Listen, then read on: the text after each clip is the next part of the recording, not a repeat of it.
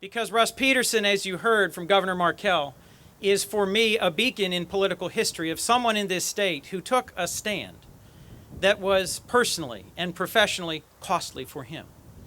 We all know the history, but when finally by one vote the Coastal Zone Act passed the House, and by one vote the Coastal Zone Act passed the Senate, and he signed it into law and began what was a decades-long commitment to protecting it and preserving it over the many fights that would come, he probably sealed his political fate and ended his elected career.